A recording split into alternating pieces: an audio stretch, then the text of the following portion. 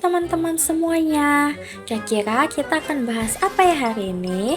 Kita akan bahas tentang jantung koroner. Kira-kira teman-teman sebelumnya udah pada tahu belum nih apa itu jantung koroner? Yuk kita simak. Sebelum masuk ke pembahasan, aku perkenalkan terlebih dahulu ya teman-teman aku. Ada Anggun Saskia Dwi Cahya, ada Bunga Zahra, ada Bunga Aurelia Setiawan, ada Hairunisa Febelia Utami, dan ada Nurul Maulia Syifa. Nah, itu semua adalah teman-teman anggota kelompok aku. Apa sih itu penyakit jantung koroner? Penyakit jantung koroner adalah suatu kondisi ketika terjadinya ketidakseimbangan antara suplai dan kebutuhan oksigen miokard. Mengapa sih kok penyakit koroner bisa terjadi? Oke, sini aku jelasin.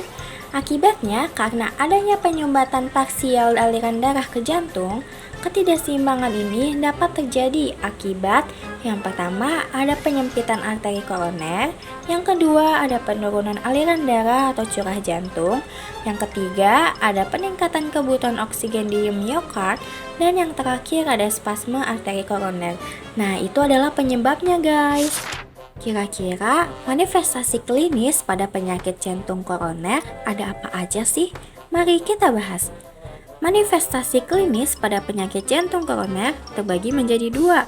Yang pertama disertai gejala dan yang kedua tanpa gejala. Mari kita bahas yang disertai gejala terlebih dahulu. Yang pertama, nyeri pada alat gerak yang muncul di tangan secara bertahap, menjalar ke lengan dan punggung.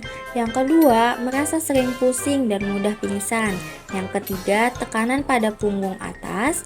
Yang keempat, muncul keringat dingin yang berlebihan, terutama ketika malam hari.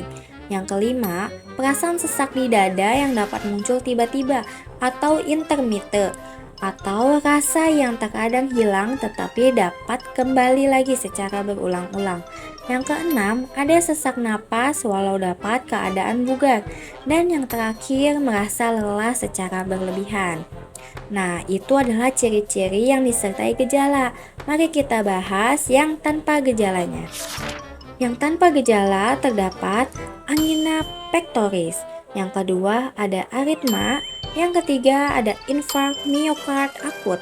Yang keempat ada payah jantung. Dan yang terakhir ada kematian mendadak. Nah, itu yang tanpa gejala ya guys. Kira-kira komplikasi yang ditimbulkan dari penyakit jantung koroner ada apa aja sih? Yang pertama ada gagal jantung. Yang kedua ada aritmia. Yang ketiga ada shock kardiogenik.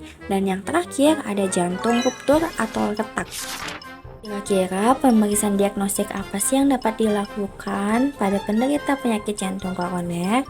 Mari kita bahas. Yang pertama ada elektrokardiografi atau EKG. Yang kedua ada foto rongsen. Yang ketiga ada CT scan dan MRI. Dan yang terakhir ada pemeriksaan radionuklir. Pemeriksaan fisik yang dapat dilakukan pada penderita penyakit jantung koroner. Yang pertama, ada tanda-tanda vital seperti mengecek tekanan darah, denyut nadi, dan pernafasan. Yang kedua, ada perfusi perifer seperti kulit dan pulsari arteri. Yang ketiga, bunyi jantung untuk mendeteksi apakah bunyi jantungnya normal ataukah tidak. Dan yang terakhir ada bunyi paru, terdapat dua jenis seperti ronchi dan wheezing. Nah, itu adalah pembahasan hari ini mengenai penyakit jantung koroner. Apakah kalian sudah pada paham? Semoga kalian sudah pada paham ya. Thank you for watching.